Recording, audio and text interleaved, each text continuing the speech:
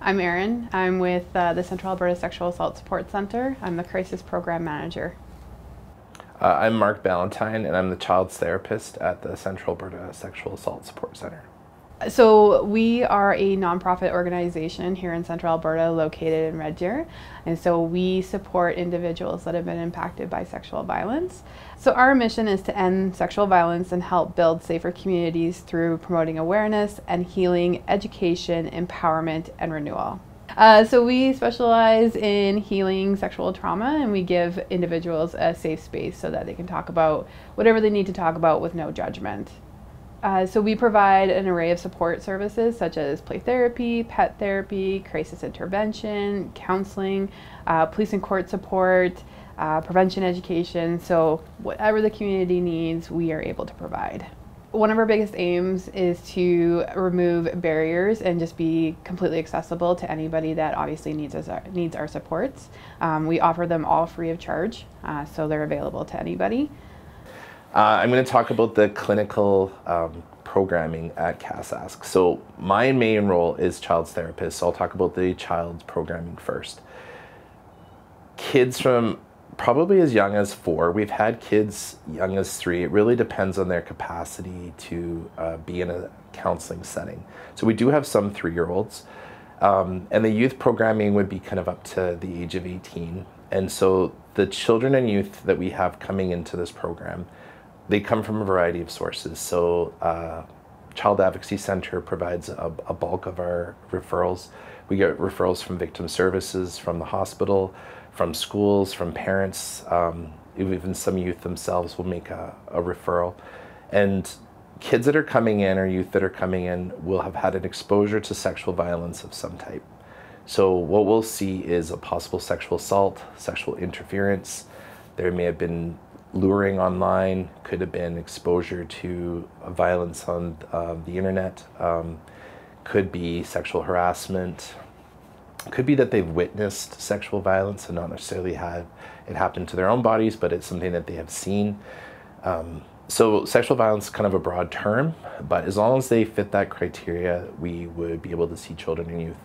The process of them coming into clinical programming would be to make a call. There's an intake process that just helps screen out whether or not we're the right service for them. If they kind of meet that criteria, which really, as long as there's exposure to sexual violence, we should be good. They have access for kind of approximately 15 to 20 therapy sessions. What therapy looks like for kids is often going to be play, music, and art techniques. So at the center, we have a playroom. We also have a sensory room that's being developed. And why those two are important is that kids don't have the language to kind of process their feelings and thoughts in regards to the sexual violence. So what we do is we create kind of a bit of distance from the trauma through a play-based format. And that allows them to work through some of the things that have happened to their body, the way that it's changed some of their thought processes. Kids and youth that have been exposed to sexual violence have a variety of behaviors that might come with it.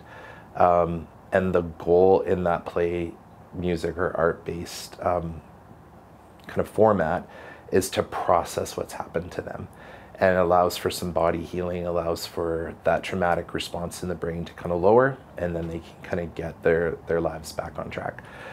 So we would see, I would say, probably the child's team would probably see 250 children and youth per year. And we would see probably a caseload of about probably 16 to 20 sessions a week would be the normal amount for each child therapist. And we have 2 people on staff that work with kids. And at this time, we have the capacity to offer a male therapist and a female therapist as well. In addition to working with children and youth in that capacity, the other program we have that they can access is the sexualized behavior program. So what that is any children and youth, in particular under the age of 12, that are showing some concerning sexualized behavior. And that program's important because what we're trying to do is get kids that are kind of just showing concerning sexual behavior. Let's get that on track before it becomes something that is even more problematic, that causes harm to themselves or other people. And that therapy can also be 15 to 20 sessions as well. The cool part about that program too is that the parents have access to a therapist as well. So there's been times where we have seen the child that has the concerning sexual behavior plus possibly a sibling that may have been affected by that or is in the home where these things are occurring. We may have both parents seeing somebody separately. And that kind of like, I guess, a very holistic kind of approach really helps get the whole family kind of aware of techniques and strategies to kind of get this on track. It's definitely a myth that sexualized behavior means a child's been sexually assaulted. It does not. And a lot of parents or schools are very concerned that, okay, this kid's acting out sexually, there's something that's happened, and that's just not true. There could be a multitude of reasons why a kid is acting out sexually. Could be attachment disorders or attachment concerns. Could be some issues around their love language, how they express how they feel. Could be a coping skill. They're having trouble dealing with changes in their life or transitions that are difficult or going through other things, and they've learned that some of that sexual behavior is calming to the body or feels good and is causing some problems. So our job and role is to kind of get an idea of what's causing that and also be able to treat it, is kind of the intentions of that program. Yeah, so that's the problematic sexualized behavior program. Now, kids over the age of 13, they can access that program as well. There just cannot be criminal charges. So if there's criminal charges for anybody over the age of 12, so that 13 to 18, as long as there's no charges, they can still access the program. If there are charges, that's a completely different system, and we just don't get involved in that case. So the other piece of the therapy program would be for adults. So adults can also access therapy services. Some of the adults coming have been sexually assaulted, but also sexual harassment, sexual interference. Could be that they've had exposure to sexual violence in some other capacity. It could be that someone that they love and care about has been kind of harmed by sexual violence, and they're there as a support person to kind of get some ideas on how to handle it. It's very overwhelming for people who've had this happen to them. So they access as well, 15 to 20 sessions as well. It does not have to be sexual violence that just happened. And I think that's sometimes this misconception that, oh, I just have to have been sexually assaulted and then I can go. This is something that could have happened when you were a young child, and you know, and maybe at 56 years old, you're ready to deal with it. It doesn't matter. There's no timeline on this. When that exposure has happened at some point, sexual violence, we're there to help treat. And a lot of people aren't sure of how this has affected them. So part of the therapy process is to kind of, we have people come in as an intake and we screen, okay, what's bringing them there? But what the therapy does is it helps them we conceptualize what's going on. What are the other parts of their life that are contributing to this? What are the other things they've been through? Some of those adverse childhood experiences. It could be other situations in their life. It could be, you know, the domestic violence is causing pieces of that, job losses. But when it's all interconnected to that sexual trauma, we try to unravel that and help people make sense of what's going on. So therapy is done in multiple different ways. There's different modalities that are used by therapists. So it's sitting and listening and talking to people, but it's also using interventions to help people heal. So for example, cognitive behavioral therapy, which takes a look at people's thought processes, how it interconnects to behavior and emotions.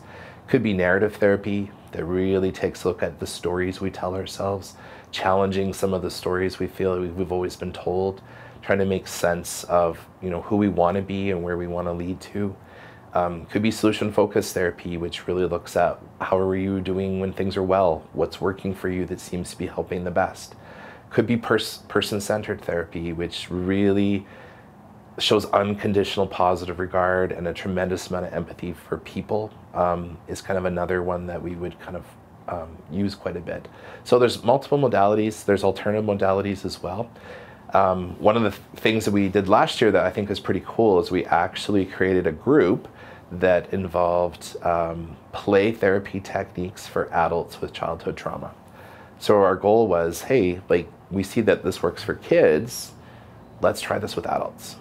And so we had a group of 15 to 16 adults who actually went through all this play therapy kind of techniques as well to try to heal. So groups is another thing that we run. They're not always ongoing, so I'd say these groups are kind of as needed or when we feel like we have the right people. So groups is just also another thing that we have to offer. That's kind of the therapy piece. We do a lot of consultations, so sometimes schools or hospitals, doctors, other professionals often call for consults around kind of the treatment for some of the sexual trauma. So we do try to really incorporate other agencies, other professionals into the treatment planning and just suggestions on how to move forward. Especially as a child therapist, I do that a lot with schools because some of the behavior that you'd see in the school settings is a lot of times directed towards that sexual trauma. The last piece I'll talk about would be Ask the Expert. So once a month, we offer I'm going to call it almost like a free clinical consultation on sexualized behavior. Not necessarily just that, we'd also for any parents or professionals that see the effects of sexual trauma happening in their home or at school, we offer just some strategies or ideas on how to curb that behavior. So basically we spend an hour teaching people about some things they can do to help with kids, and also we would do just kind of walk through what's going on with them. It's very anonymous. People can log in. They don't have to leave their name. They don't have to show their face. And part of that is there's so much stigma attached to this particular topic. So we have people that can't even get out of their car because they're concerned about coming into the building. They're worried about calling in. They're worried about anybody ever finding out they've been there. It's very embarrassing for people. There's a lot of shame attached. So we try to lower those barriers as much as possible through format like Ask the Expert, encouraging people even to try to come once. Even making the phone call is huge for people. The other aspect to the clinical team is the police and court support. And kind of in a nutshell what that program is trying to make sure that the process of the criminal justice system isn't hugely intimidating. And a lot of people struggle to come forward with, reporting or addressing the criminal aspect of these crimes because it's intimidating. The process is intimidating. A lot of people have had negative experiences with systems or with people, even in their family or friends, who have not always been supportive. So to help kind of ease that whole process, the advocate through police and court support is there through the entire process. Whether that means supportive reporting, where they don't want to necessarily go into a police station to make that report. Police would come to us and the advocate would sit with that individual who's making the report, and just so it's less intimidating, can be done in our own office. So that supportive reporting is an adult program, and so police and court support is for adults. Other agencies provide that for children and youth. But for us, they walk through that whole process. So that could be court accompaniment, it could be prepping for court, it could be some of the forms and paperwork that's done, it could be meeting with lawyers. It's just really so that that individual is not on their own through this whole criminal justice process. And so that's also kind of part of the clinical team because we just make a lot of referrals to that program. That program has been expanding recently with the numbers going up. Numbers through clinical team for therapy. I'd say the adults right now have a wait list of probably about 4 to 5 weeks, which is not bad when you compare that to a lot of other places. The wait can be quite long. Right now the children's wait list is probably looking at 2 to 3 weeks. So to make a referral, people often ask, how do we do it? Just call and set up a time. And then we can kind of start the process. Happens fairly quickly. So another program that CASASC offers is the Prevention Education Program. So it is a education and awareness program to children, youth, and community members in Central Alberta that focuses on healthy relationships, life skills, consent, and then sexual violence awareness. And so they're all offered at no cost, and they could be delivered through virtual or in person, whatever the community or the schools need at the time. So the most recent school year saw delivery of education programming reach over 17,000 individuals in Central Alberta. And so this was done through direct delivery to, of 816 presentations in 23 communities and 56 schools across Central Alberta. So really the goal of the education program is to provide awareness, information, prevention, education, and healthy relationship skills to all Albertans if we can. So we have two crisis programs here at CASASC. So the first one is our 24-hour crisis line. And so this line obviously is operational 24 hours every day, and it is open to anybody that has been impacted by sexual violence. So that's not just survivors or victims, that also includes family members that are support persons. It can include professionals looking for advice or directions of where do they send their people, that kind of thing. And it's not necessarily just for individuals that have been impacted by sexual violence. We are seeing other types of calls, so people that have been experiencing domestic violence, human trafficking, child abuse, but most often it's very intersected with sexual violence. So individuals that call us, they might not necessarily be talking about sexual violence, but perhaps how that's impacted their lives. And so our volunteers create a safe space for these individuals to talk about whatever they need to. And so our biggest thing is to offer support, information, and a lot of resourcing, getting those individuals onto the next steps of their journey, really. Most often, we just create a space for individuals to talk about whatever they need to talk about. Like I said, it could be sexual violence, it could be, why they're having a bad day, that kind of thing. And so we have currently 100 active volunteers on our crisis line. So these volunteers are all over Alberta. We do have volunteers outside of province as well. I have volunteers in Nova Scotia all the way to Vancouver Island. We also have students on our crisis line that are completing practicum hours. So again, they're all over Canada too. So this crisis line is not just for Central Albertans, it is open to anybody in Alberta, but we do get calls all over Canada as well. So we are open to help anybody that has been impacted. Sorry, going back to the crisis line. So individuals have 3 ways of getting connected with our volunteers. So they can call in, they can use text messaging, or they can use the web chat feature through our website as well. So to call or text, they can use 1-866-956-1099. For the web chat feature, they would just go to our website, which is casasc.ca. So then our second program is the SART program, so that's the Sexual Assault Response Team. So this program is actually through Alberta Health Services, and we provide support to that program. So when a patient has been recently assaulted, they can go to the hospital to obviously have an examination done or have evidence collected, and we can go in and support them while that process is happening. So what that could look like is just sitting with the patient while the nurses or the health team is getting things ready, and so we can provide support, we can provide information. Oftentimes we are doing resourcing because they need information, so that is a big thing of what we do. We don't sit in on the exam or the evidence collection, but we are there before, during, and after whatever the patient needs at the time. So sexual violence remains a huge problem in Canada. For example, in Alberta, approximately 45% of Albertans have been impacted by sexual violence. So, that is almost 1 in every 2 Albertans. In Alberta, 2 in 3 women and 1 in 3 men have experienced sexual abuse in their lifetime, and 67% of Albertans know a survivor of sexual abuse. So this is an ongoing issue where we are really needed. So one of the things that we often get questions about is what can people do to help with some of the clinical programming, and what I would suggest is the playroom. We do have some sponsorship for our playroom. that brings in, some pretty high level equipment, toys, things that we utilize in a therapy setting, but put into perspective that these are kids with trauma, and kids and youth with trauma, there can be some aggressive behavior. I'd say that to run these sessions properly, we play pretty intensely.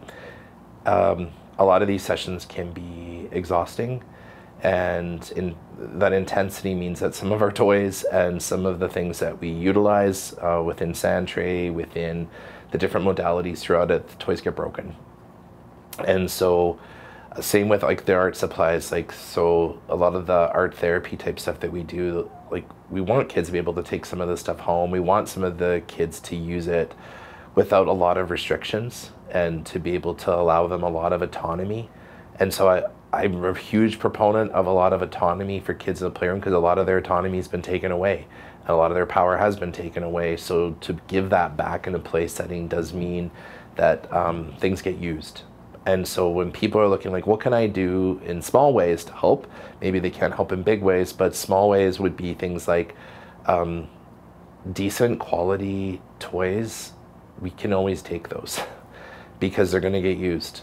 And so that would be one way that people can help, is kind of high quality stuff that's still in pretty good shape. The other way is really simple, but kids are exhausted after these sessions.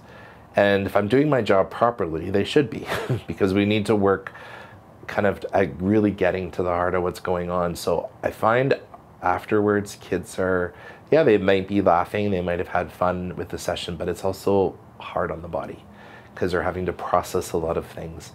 And being able to have a snack or something to drink is a big piece of that, just to be able to kind of get those blood sugars back up and kind of get some energy again. And so always looking at someone who'd be willing to provide donation around some of the snacks and kind of beverages that we provide. We go through that stuff fairly quickly.